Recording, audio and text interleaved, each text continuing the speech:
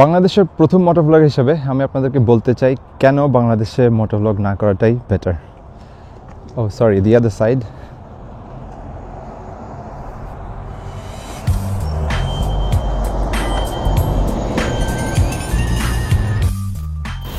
What is up guys? Hope you all are doing good. Bike নাই তো কি হয়েছে, বাইসাইকেল তো আছে। প্রথমেই 3টা পসিবল প্রমোশনের গল্প দিয়ে শুরু করি। একদিন সকালে একটা কল আসলো, is it wanna be gump? I said yes. আমাকে বললো একটা বাইক রিভিউ করতে হবে, are you interested? I said yes, I am interested. And উনি কিছু ডিটেলস বললো, আমার সাবস্ক্রাইবার অনুযায়ী একটা অ্যামাউন্ট বললো, সেটা আমাকে দিবে। বাকি যা ডিটেলস, সময় কতদিন, কখন ডেলিভারি করতে হবে, এভরিথিং। তারপর উনি বললো একটা গাইডলাইন আছে, সেটা মেনটেন করতে হবে। আমি আবার বললাম যদি আমাকে ফুল অনেস্টি দিয়ে করতে দেওয়া হয়, আমার যেটা মনে হয় আমি সেটাই শেয়ার করব, তাহলে আমি করতে রাজি আছি। তারপর উনি বললো আচ্ছা আপনাকে জানাবো, and I never goat that call. এর কিছুদিন পরেই ওই বাইকের অনেকগুলো কন্টেন্ট দেখলাম অন্যান্য ব্লগারদের। কিছু লোয়ার ক্যাটাগরির হেলমেট নিয়ে আমাকে রিভিউ করতে বলছিল। হেলমেট থাকবে, সাথে কিছু টাকাও থাকবে। অ্যান্ড আমি অ্যাগেন সেম কথা বলছি দ্যাট আমি এই হেলমেটটা ইউজ করব না, আর আমার মনে হয় না এটা সেফ ইনাফ দ্যাট আমি এটা প্রমোট করব। সেম কথা আমাকে জানাবে, কল করবে, বাট ওরকম কোনো কল আসেনি। একটা হেলমেট যেটা আমি প্রমোট করছিলাম সেটা সবাই জানে। ওইটা এগ্রি করার আগে আমি অনেক ডিটেলস ওনাদেরকে জিজ্ঞেস করছি। আমি ক্লিয়ারলি বলছি দ্যাট যদি আমার পছন্দ হয় তাহলে আমি একমাত্র প্রমোট করব, বাট আমি ওরকম এক্সটেন্সিভভাবে কখনোই ওটা প্রমোট করিনি। একটাই কারণ ছিল, কারণ আমাকে রিভিউটা করতে দেওয়া হয়নি, যার কারণে আমি কখনো ওইভাবে প্রমোটও করিনি। বাট মজার ব্যাপার হচ্ছে এই হেলমেটটা আসার আগে তাদের রেপুটেশন অনেক খারাপ হয়ে গেছিলো যে কোনো কারণে। সো দে সাইন্ড মি, ওদের রেপুটেশন ক্লিয়ার করছে, একটা ভালো মার্কেট পাইছে, আমাকে ভালোভাবে ইউজ করছে। বাট আমাকে যেটা প্রমিস করছিল, যে কন্ট্রাক্ট ছিল, ওটা আমাকে কখনোই দেওয়া হয়নি until now. And I didn't even bother, আমি ওটা নিচেইসও করিনি। এখানকার রাস্তা এত উঁচু নিচু, অনেক বেশি স্ট্যামিনা লাগে। কিছু এসে গো সেদিকেই যাই।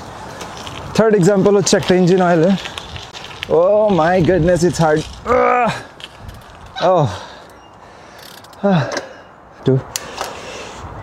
ওকে, লেটস গো। আচ্ছা, থার্ড হচ্ছে একটা ইঞ্জিন অয়েলের এক্সাম্পল। একটা ইঞ্জিন অয়েল ব্র্যান্ডের সাথে খুব কাজ করার ইচ্ছা ছিল, খুব এক্সাইটেড ছিলাম। যার কোনটার সাথে মিটিং হলো, আমাকে একটা স্যাম্পল দিল ইউজ করার জন্য। অ্যান্ড আমি ওটা ইউজ করলাম। আমার বাইকের অবস্থা পুরো খারাপ হয়ে গেছে। GSX-এর মতো বাইক, থার্ড গিয়ারে 50 উঠতেছে না, 6 গিয়ারে আমি 100 রিচ করতে পারতেছিলাম না। আমি ওদের সাথে শেয়ার করছি, ওনারা বলছি কিছুদিন সময় দেন, আরও কিছু কিলোমিটার চালান। I think I kept it for like 1 week almost. তারপর আমি কোনো চেঞ্জেস দেখিনি। তারপর আমি ইঞ্জিন অয়েলটা ডাম্প করলাম, যেটা আমি রেগুলার ইউজ করে সেটা দিলাম। বাইক আবার স্মুথ, সব কিছু চলতেছে। ওই এক্সপিরিয়েন্সের পরে আমার মনে হয়েছে দ্যাট এই প্রোডাক্টটা আমি মনে হয় না প্রমোট করতে পারবো। কয়েক সপ্তাহ পরে অন্যান্য ব্লগারদের ওই সেম ইঞ্জিন অয়েল নিয়ে অনেকগুলো কন্টেন্ট আমি দেখছি। মেবি তাদের এক্সপিরিয়েন্স ভালো ছিল, আমি ঠিক শিওর না, বাট আমার এক্সপিরিয়েন্স ভালো ছিল না, যার কারণে আমি আর ওটা প্রমোট করতেই পারিনি। টু বি অনেস্ট, এরকম আরও 10-15টা ইমেল আমার এখনও পড়ে আছে, যেখানে আমাকে অন্যান্য ব্র্যান্ড বলছিল প্রমোট করার জন্য। বাট আমার পার্সোনাল ওপিনিয়ন, আমার মনে হয় না দে আর দ্য বেস্ট, আর আমার মনে হয় না দ্যাট এগুলো আমি কখনো ইউজ করবো। এরকম আরও অনেক ব্র্যান্ড ছিল, হয়তো অপশন ছিল কাজ করার। অ্যান্ড মেন কথা হচ্ছে অনেস্টি সেল করে কিছু টাকা কামাবো, ওই টাকা আমার ডাইজেস্ট হবে না। So I had to skip them honestly. Specially এখন পড়ালেখার মাঝখানে এগুলোতে ইনভলভ হওয়াটা actually West of time. But আমার মনে হলো দ্যাট অনেক কিছু শেয়ার করার আছে, স্পেশালি আমার অডিয়েন্সের জানা উচিত দ্যাট কেন আমি খুব একটা অ্যাক্টিভ হইতে পারিনি চ্যানেলে। লেটস বি অনেস্ট, একটা ইউটিউব চ্যানেল চালানো, স্পেশালি মোটোভ্লগ, অনেক এক্সপেন্সিভ। বাইক লাগে, ক্যামেরা লাগে, সব ইকুইপমেন্ট, বাইরে গেলেই খরচ, তেলের খরচ, ঘুরতে গেলে খরচ, হেলমেট কিনতে হয়। সো একজন নর্মাল ইউটিউবার আর মোটোভ্লগের মধ্যে অনেক পার্থক্য আছে, বিকজ আমাদেরকে অ্যাকচুয়ালি অনেক টাইপের এক্সট্রা ইকুইপমেন্ট কিনতে হয়। একজন ক্রিয়েটার সবসময় নিজের টাকা দিয়ে সব কিছু করে যাওয়া পসিবল না, যার কারণে স্পন্সর দরকার। স্পন্সর ছাড়া অ্যাকচুয়ালি সার্ভাইভ করা খুবই ডিফিকাল্ট। কন্টিনিউ করার আগে একটা জিনিস ক্লিয়ার করে নিই, এখানে আমার কোনো গেইন নেই। আমি ইউটিউব নিয়ে কখনোই সিরিয়াস ছিলাম না, এটা আমার ক্যারিয়ার না। কিন্তু মোটোভ্লগ আমার জন্য খুবই প্যাশনের একটা জিনিস ছিল, অ্যান্ড আমি খুবই ইমোশনাল এই সাবজেক্টটা নিয়ে। আমি এখানে আসার আগে একটা ব্লগ করছিলাম, ওখানে এরকম কিছু কথাবার্তা বলছিলাম দ্যাট কেন আমি মোটোভ্লগ নিয়ে পুরাই আপসেট। আমি এই কথাগুলো ইন্টায়ারলি একজন মোটোভ্লগার হিসেবে অ্যান্ড একজন কনজিউমার হিসেবে কথা বলতেছি, যেটা আমি অবজার্ভ করছি লাস্ট 7-8 ইয়ার্স ধরে। আমি পুরো গ্রোটা দেখছি আমার চোখের সামনে, because I was the first one. And এরপরে যারাই আসছে আমি দেখছি তাদের গ্রো কীভাবে হয়েছে, কী কন্টেন্ট আসছে, কীভাবে মোটোভ্লগের পুরো সিনটা চেঞ্জ হয়ে গেছে, সবাই এটাকে এক্সপ্লয়েট করার চেষ্টা করছে। I am not pointing fingers at anyone. আমি কোনো স্পেসিফিক ব্র্যান্ড অথবা স্পেসিফিক চ্যানেলের এগেনস্টে কিছু বলতে চাই না। আমার পার্সোনালিটি ওই টাইপের না, আর আমি সব কমপ্লেক্সিটিতে যাইতেও চাই না। আমার মনে হয় ফিউচারে যদি কেউ মোটোভ্লগ করতে চায় তাহলে এই কথাগুলো কাজে আসতে পারে। একটা কথা হচ্ছে, everyone is trying to make a living here. So এটা নিয়ে কমপ্লেন করা যাবে না, বিকজ টাকা তো আর্ন করতে হবে। ব্র্যান্ডস হোক, মোটো ব্লগার্স হোক, একজন কন্টেন্ট ক্রিয়েটার তার ব্র্যান্ড, তার স্কিল সেল করতেই পারে। ব্র্যান্ডসও তার প্রমোশনের জন্য তার প্রোডাক্ট প্রমোট করতেই পারে। প্রবলেম হচ্ছে ওখানেই যখন সব কিছু বায়াসড হয়ে যায়। অ্যান্ড এটা অনলি মোটো ব্লগে না, ইন জেনারেল আমার মনে হয় পুরো ইন্ডাস্ট্রি বাংলাদেশে সবসময় প্রমোশনটা যেটা একটু বায়াস থাকে, একটু পেইড রিভিউ টাইপের থাকে। 100% অনেস্টি দিয়ে খুব কম মানুষই দেখা যায় প্রমোট করতেছে। বাট আমার যেটা মনে হয়েছে দ্যাট বাইক ইন্ডাস্ট্রিতে একটু বেশি। আমার অবজারভেশনে যেটা মনে হয়েছে দ্যাট বাইক ব্র্যান্ড যেগুলো, তারা জাস্ট প্রমোশন চায়, অনেস্ট ফিডব্যাকটা চায় না। তারা জাস্ট লাইমলাইটে থাকতে চায়, একটা নতুন প্রোডাক্ট আসছে এটা যাতে সবাই দেখে, সবাই জানে। বাট এক্স্যাক্টলি ওই প্রোডাক্টটা কি, একটা অনেস্ট ওপিনিয়ন রিভিউ, ওইটা কখনো শেয়ার করতে চায় না। অ্যান্ড আমি জানি না কেন এই টপ ব্র্যান্ডসরা এরকম পেড রিভিউ করতে হয়, because there product is good. It's not like ওদের প্রোডাক্ট খারাপ, ওদেরকে কোনোভাবে সেল করতে হবে। বিকজ এই ব্র্যান্ডসগুলো তো র্যান্ডম ব্র্যান্ডস না। একটা চাইনিজ ব্র্যান্ড যদি হইতো দ্যাট আচ্ছা ওরা নতুন বাইক আনছে, কয়েকজন প্রবাসীকে বিক্রি করছে, অ্যান্ড দেন কোম্পানি শাটডাউন হয়ে গেছে। অ্যান্ড আমি জানি না কেন এই টপ ব্র্যান্ডসরা এরকম পেড রিভিউ করতে হয়, because there product is good. It's not like ওদের প্রোডাক্ট খারাপ, ওদেরকে কোনোভাবে সেল করতে হবে। যত যেরকম বাইকই আসুক, ওই 2-3টা ব্র্যান্ডেরই সবচেয়ে বেশি সেল থাকবে, সবাই ঘুরে ফিরে ওদের কাছ থেকেই বাইক কিনবে। অ্যান্ড এটা এক্সপার্ট হতে হবে না, যে কেউ বুঝতে পারবে দ্যাট কোন জায়গায় বায়াসনেসটা আসতেছে। খুব একটা ন্যাচারাল ট্রিক থাকে দ্যাট যেই ইম্পর্টেন্ট পয়েন্টগুলো নেগেটিভ, অথবা যে ইম্পর্টেন্ট পয়েন্টগুলোতে ফোকাস করা উচিত, সেগুলোতে না করে খুবই মিনিমাম একটা জিনিস যেটাতে নেগেটিভ হলেও সমস্যা নেই বা ওটাতে ইম্প্যাক্ট করে না ওভারঅল বাইকের পারফরমেন্স বা প্রাইসিং, ওইটাকে হাইলাইট করবে। অ্যান্ড একটা স্ট্র্যাটেজি থাকে বলার দ্যাট এই জিনিসটা ভালো হইতেও পারতো, কিন্তু এই জিনিসটা জোস। সো জাস্ট ন্যারেশনটা চেঞ্জ করে দেয়। It's like a mind game. And আমার মনে হয় দ্যাট অডিয়েন্স এখন এই জিনিসটা বুঝে গেছে, যার কারণে এই টাইপের রেসপন্স পাওয়া যাচ্ছে, এরকম অনেস্ট ফিডব্যাক পাওয়া যাচ্ছে অডিয়েন্স থেকে। ইন্টারন্যাশনাল অনেক চ্যানেল আমি ফলো করি, ওখানে সবসময় পজিটিভ নেগেটিভ দুইটাই শেয়ার করে।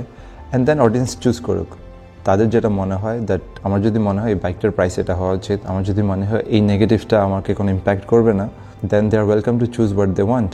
বাট যখন আমি কনস্ট্যান্টলি পজিটিভগুলো শেয়ার করতেছি আর নেগেটিভকে যতটুকু হাইড করা যায় ততটুকু চেষ্টা করতেছি, ওখানে ডিসঅনেস্টিটা চলে আসে, ওখানে বায়াসনেসটা চলে আসে। So give them both, let them choose, that's the simple formula. I think যদি বড় বড় চ্যানেলও দেখি, সব জায়গায় এটাই থাকে। ব্র্যান্ডগুলো ওইসব চ্যানেলে আসাটাই হচ্ছে প্রমোশন। ওই চ্যানেলগুলো পজিটিভ বলতেছে কি নেগেটিভ বলতেছে সেটা কিন্তু ইম্পর্টেন্ট না। একটা প্রোডাক্ট ওই চ্যানেলে ফিচার হওয়াটাই হচ্ছে প্রমোশন। আমরা ওই জিনিসটা চাই, দ্যাটস হোয়াট ইজ অনেস্টি। এই জন্য আমি ফিউচার মোটো ব্লগারদেরকে বলবো দ্যাট চিন্তাভাবনা করে একটা মোটো ব্লগ চ্যানেল করা উচিত। বিকজ ফার্স্ট অফ অল এটা অনেক কস্টলি, সেকেন্ডলি অনেক বায়াস রিভিউ করতে হয়, থার্ড হচ্ছে যদি ইন্ডাস্ট্রিতে সার্ভাইভ করতে হয় তাহলে এরকম বায়াস রিভিউ করতে হবে অ্যান্ড অডিয়েন্সের গালি খাইতে হবে eventually. And overall I don't know কে কীরকম ইনকাম করতেছে, বাট আমার মনে হয় এটা একটা sustainable career.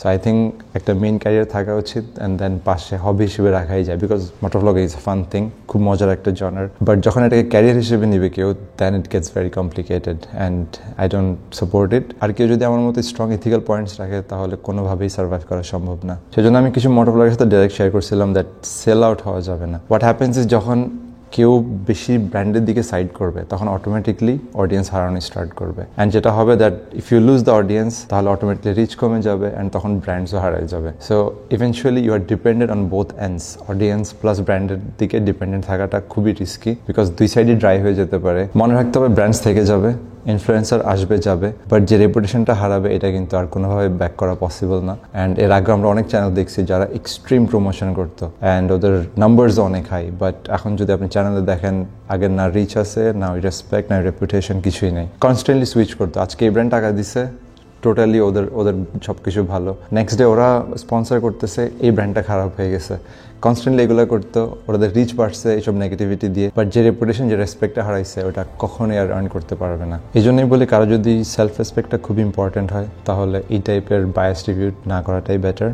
Try to be honest as much as you can, not necessary 100% হইতে হবে। একটা ব্র্যান্ড যদি প্রোডাক্টটা সেল করতে চায় কখনোই একটা ইনফ্লুয়েন্সারকে বলবে না ভাই তুমি সব নেগেটিভ বলো, ইটস লজিক্যাল, বাট একটা রেশিও থাকা উচিত, একটা ব্যালেন্স থাকা উচিত। ডোন্ট গো এন্টায়ারলি পজিটিভ সব কিছু, এটা নেগেটিভগুলো খুবই সিলেক্টিভভাবে পিক করা। তো দিস থিংস আর ট্রেসেবল না, এগুলো এখন বোঝা যায়, মানুষ বুঝে গেছে। এই একটা জিনিস আমাকে খুব আপসেট করতো, আমি কনস্ট্যান্টলি দেখতাম দ্যাট খুবই বায়াসড রিভিউ করে যাচ্ছে, বাট অডিয়েন্স সেটা বুঝতেছে না। এখন মনে হয় দ্যাট সেই জিনিসটা চেঞ্জ হয়েছে, মানুষ বুঝতে পারতেছে দ্যাট কোনটা বায়াসড রিভিউ বা কোনটা একটু বেশি হয়ে গেছে। আরেকটা জিনিস আমাকে খুব আপসেট করে, মোটো ব্লগিংয়ের যে একটা প্রাইম টাইম ছিল আমাদের দেশে, ওই জিনিসটা কিন্তু এখন আর নেই। ভিউজ, নাম্বার, সাবস্ক্রাইবার ওগুলো কিন্তু ম্যাটার করে না। আগে একটা টাইম ছিল যখন মোটো ব্লগগুলো খুব সুন্দর হইতো, সবাই খুব প্যাশনেটলি করতো, একদম র যে ফিলিংসটা, যে ইমোশনস, যে এক্সপিরিয়েন্স ওগুলো শেয়ার করতো, রিয়েল জার্নি ওর অ্যাডভেঞ্চার যেটা হয়তো অডিয়েন্স সেটা দেখতে পারতো, সেটা ফিল করতে পারতো। এরপরে ফেজটা আসছে নেক্সট স্পন্সর কে হবে, তাদেরকে হ্যাপি করার জন্য কন্টেন্ট বানাতে হবে, তাদের গাইডলাইন অনুযায়ী কন্টেন্ট বানাতে হবে। ইন দ্যাট প্রসেস যেটা হয় দ্যাট অথেন্টিসিটিটা চলে যায়। তো কমপ্লিটলি ইগনোরিং দ্য অডিয়েন্স, যাদেরকে দিয়ে চ্যানেলটা বিল্ড হয়েছে, যাদেরকে দিয়ে কমিউনিটিটা গ্রো হয়েছে, তাদেরকে ইগনোর করে জাস্ট ব্র্যান্ডকে হ্যাপি করা স্টার্ট করা হয়ে গেছে। সবাই যদি মোটোব্লগার থেকে সেলসম্যান হয়ে যায় তাহলে রিপন ভাইয়ের কন্টেন্টই বেটার, মোর জেনুইন, মোর অথেন্টিক। আমি এই কথাগুলো দুইটা পার্সপেক্টিভ থেকে বলতেছি। এক হচ্ছে অডিয়েন্স হিসেবে আমার কাছে খুবই আপসেটিং লাগতো যখন এত কনস্ট্যান্টলি বায়াস রিভিউজ দেখতাম। আমার মনে হয়তো দ্যাট কিছু কন্টেন্ট ক্রিয়েটার অডিয়েন্সকে খুবই ডাম মনে করে। অনেকে মনে করে দ্যাট আমার একটা রেপুটেশন আছে, আমার একটা ফিক্সড নাম্বারস আছে, জাস্ট বিকজ তারা আমাকে পছন্দ করে আমি যাই বলবো সেটাই কিনবে, সেটাই খাবে। আমার মনে হয় এটা টোটালি একটা disrespect towards the audience and their intelligence. আর সেকেন্ড হচ্ছে আমি যে অনেস্টির রাস্তাটা ফলো করছি এটা আমি কখনোই বেনিফিটেড হইনি। অ্যান্ড আই থিঙ্ক আমার অডিয়েন্স জানা উচিত দ্যাট আমি কেন এত কন্টেন্ট করতে পারিনি বা কেন এরকমভাবে অ্যাক্টিভ হতে পারিনি। বিকজ প্রমোশনাল অ্যাক্টিভিটিসগুলো কিন্তু খুবই ইম্পর্টেন্ট। কনস্ট্যান্টলি আমি চাইলে একটা কন্টেন্ট ক্রিয়েট করতে পারি না। অ্যাজ এ হবি করতেছিলাম, অ্যান্ড হ্যাঁ যদি কিছু টাকা আসতো ওটা ডেফিনেটলি হেল্প হইতো, আর একটু বেশি এনজয় করতে পারতাম প্রসেসটা। That is the thing. আমি কিন্তু কখনোই বলতেছি না আমার অনেক স্পন্সর দরকার, অনেক টাকা দরকার। কখনোই আমি এই চ্যানেলকে ক্যারিয়ার হিসেবে নিইনি, অ্যান্ড আমি নিতেও চাই না এখন পর্যন্ত।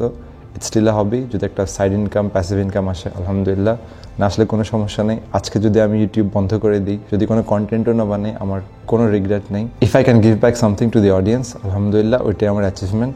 That brings me to my last point. আমরা যারা ইনফ্লুয়েন্সার আছি তাদের একটা হিউজ রেসপন্সিবিলিটি আছে। একজন রেগুলার অডিয়েন্স আর আমরা যা বলি তার মধ্যে অনেক ডিফারেন্স। আমরা কিছু বললে ওটার রেসপন্সিবিলিটি অনেক বেশি, বিকজ আমি যদি একটা প্রোডাক্ট ভালো বলি বা আমি যদি একটা প্রোডাক্ট প্রমোট করি, এটার কারণে আরও 10 জন বা 100 জন মানুষ কিনবে, অ্যান্ড যদি জিনিসটা ভালো না হয় তাহলে আরও 100 জন ইম্প্যাক্ট হচ্ছে। এটা বললে হবে না আমি রিভিউ করছি, বাকিটা তুমি ডিসাইড করো। Everything you say matters. If someone likes you then your words are more valuable to them, and based on that তারা ডিসিশনটা নেবে। আরেকটা এক্সাম্পল শেয়ার করি। আমি আরসিবির কিছু প্রোডাক্ট লাগাইছিলাম, অ্যান্ড ওটা লাগানোর আগে আমি যে ভাই থেকে নিয়েছিলাম ওনাকে আমি 10 বার ক্লারিফাই করছি দ্যাট এই প্রোডাক্টটা ভালো নাকি। আমার যত ছোট ভাই আছে, যত বাইক এক্সপার্ট আছে, সবাইকে জিজ্ঞেস করছি এই জিনিসটা লাগানো ঠিক হবে নাকি, এটাতে কোনো রিস্ক আছে নাকি। ইভেন ওনার মোটো ব্লগারদেরকে আমি জিজ্ঞেস করছিলাম that is it safe, is it good. ওইটা কিন্তু খালি আমার জন্য বলিনি, আমার যেটা হবে সেটা রেসপন্সিবল আমি। বাট আমি প্রোডাক্টটা লাগানোর পর যখন আরো 10 জন কিনবে, যদি ওরা কোনো টাইপের প্রবলেম ফেস করে তাহলে কিন্তু ওটা রেসপন্সিবিলিটি অটোমেটিকলি আমার কাছে আসবে। ইভেন তো হয়তো বা কেউ ডিরেক্টলি বলবে না, বাট আমি নিজের উপর ওই প্রেশারটা নিজেই ক্রিয়েট করি। সো আমি হয়তো এখানে পার পেয়ে যাবো একটা মিথ্যা কথা বলে, একটা বায়াসড রিভিউ করে, বাট ওটার জন্য যদি আরো 10 জন ইম্প্যাক্ট হয়, আরো 10 জনের ক্ষতি হয়, তাহলে ওটার দায়ভারটা আমাকে নিতে হবে। অ্যান্ড হয়তো এই দুনিয়াতে না নিলেও উপরে গিয়ে হলেও নিতে হবে।